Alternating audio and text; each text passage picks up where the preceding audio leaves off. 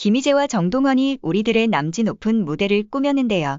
남진님의 주옥 같은 명곡들을 젊은 청춘 가수들이 원곡의 의미는 잘 살리면서 각자의 장점을 곡에 투영해 부를 때마다 진한 감동을 주었습니다. 재해석해서 부르니 원곡자와 다른 느낌을 받았는데요. 남진님이 이야기한 것처럼 곡조는 시대를 대변한다는 것이 맞는 게 아닌가 싶습니다. 현재 생존하고 있는 남성 트로트의 전설 중 한 분인 남진 특집으로 열린 우리들의 남진편은 우리들의 트로트 연속 시리즈의 일환입니다. 남진의 곡들 중 출연하며 가수들이 선정하여 부르면 남진이 마스터가 되어 우승자를 선정하는 방식으로 화밤에서 많이 보던 장면과 유사하지만 두 가지 차이가 있는데요. 일단 노래방 기계 점수가 없고 마스터가 계량화한 점수를 부여하지 않는다는 점입니다. 오직 마스터의 주관에 따라 우승자를 선정하는 것이지요.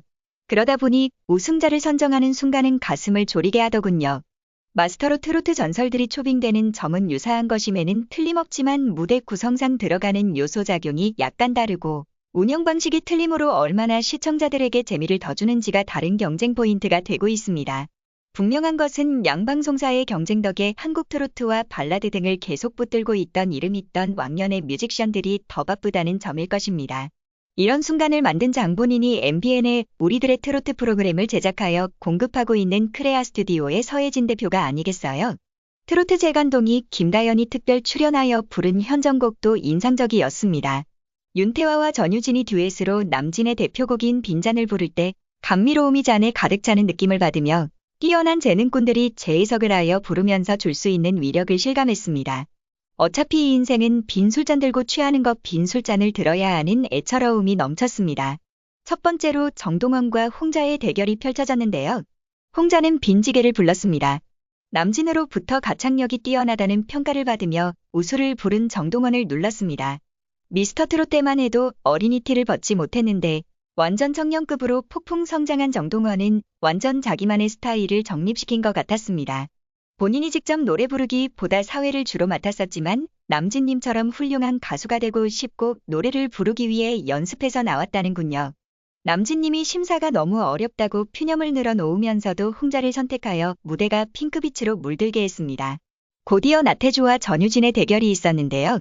태권 트로트의 퍼포먼스로 새로운 무대를 개척한 나태주는 노래 호흡이 불가능할 것 같은 퍼포먼스를 행하면서도 음정 박자 놓치지 않고 이력서를 불러냈는데요.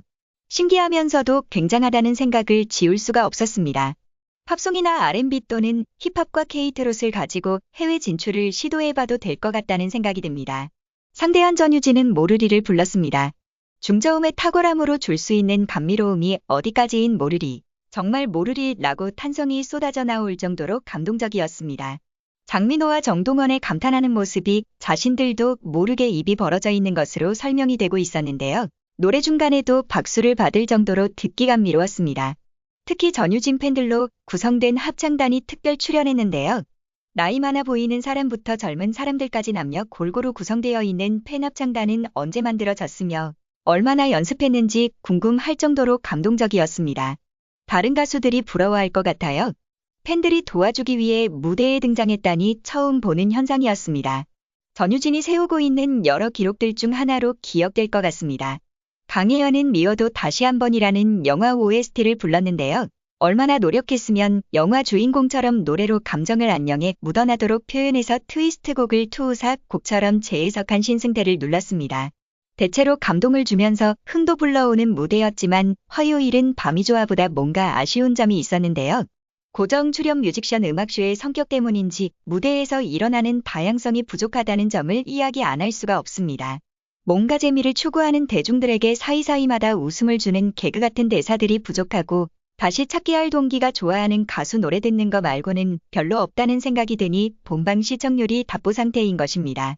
좋아하는 가수 노래는 부르는 즉시 유튜브에 올라오기 때문에 굳이 본방을 안 봐도 보고 들을 수 있으니 집중할 필요성을 덜 느끼게 되는 것이지요. 그러나 노래 사이사이 에피소드는 방송회에서는 볼 수 없으니 재미있게 구성하면 대중에게 본방을 사수할 동기부여가 될 것으로 봅니다.